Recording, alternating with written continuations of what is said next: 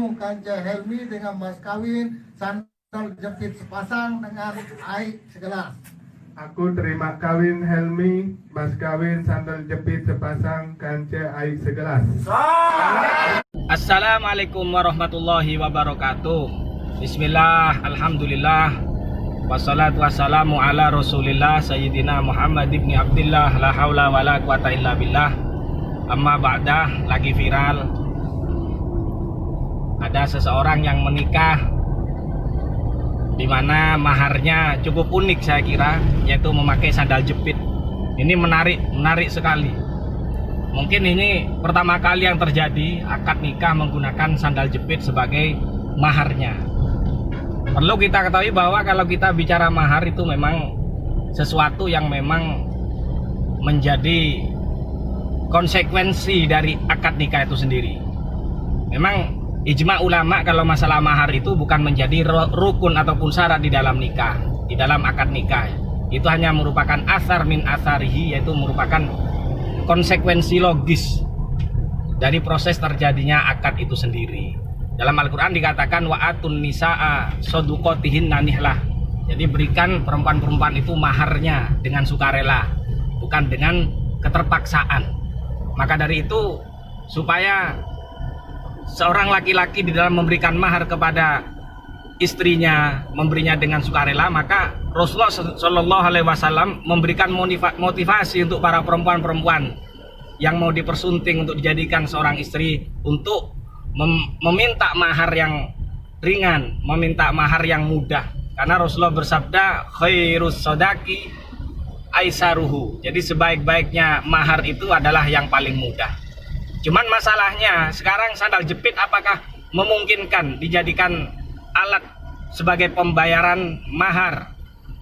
Apakah bisa atau bagaimana? Ini mungkin banyak dari kita ingin mengetahui lebih lanjut. Karena bagaimanapun juga mahar ini adalah sesuatu yang bisa dikatakan prestis atau sesuatu yang bisa dijadikan gengsi-gengsian bagi sebagian orang. Tentunya tidak semuanya. Maka dari itu, seperti tadi Rasulullah memotivasi agar perempuan-perempuan meminta mahar yang tidak memberatkan kepada calon suaminya. Dalam hal ini, untuk ukuran sesuatu yang bisa dijadikan mahar, menurut para ulama, para fuqaha, itu adalah sesuatu yang bernilai. Jadi sesuatu yang bisa diperjualbelikan, sesuatu yang bernilai, sesuatu yang berharga, walaupun harganya itu tidak harus fantastis. Sehingga dalam mahar sendiri, untuk ukuran maksimal seberapa besar sih mahar itu tidak ada batasan tertentu. Yang ada batasannya, dan ini khilaf bainal ulama, khususnya di antara para ulama madhab, yaitu batas minimal dari mahar itu sendiri. Berapa batas minimal dari mahar? Kalau menurut Imam Syafi'i, apapun yang berharga dan bernilai itu sudah cukup bisa menjadi mahar, termasuk sandal jepit. Ini sudah cukup untuk dijadikan mahar. Tapi untuk versi madhab lain seperti madhab Imam Maliki, minimal batas mahar yang diperbolehkan itu adalah seukuran 1/4 dinar.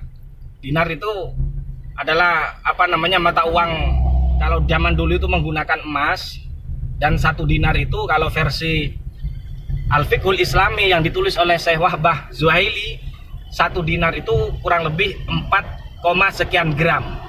Itu ukuran Al-Fiqhul Islami karya Syekh Wahbah Zuhaili. Sengaja saya menyampaikan karya kontemporer biar up to date dengan ukuran-ukuran yang berada pada zaman sekarang. Karena ukuran istilahnya juga berubah mulai dari zamannya Rasulullah hingga zaman sekarang.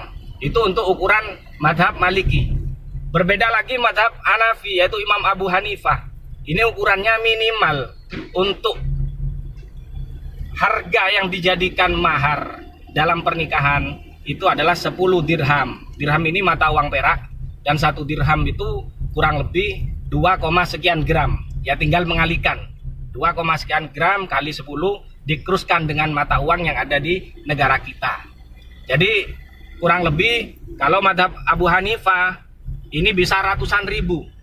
Itu minimal. Sehingga kalau mengikuti madhab Abu Hanifah, mahar menggunakan sandal jepit yang harganya mungkin 10.000 atau 15.000, ya tergantung merek, saya kira tidak ada yang kalau sandal jepit biasa itu tidak ada yang ke atas 100.000, sehingga ini masih belum memenuhi syarat minimal versi madhab Abu Hanifah.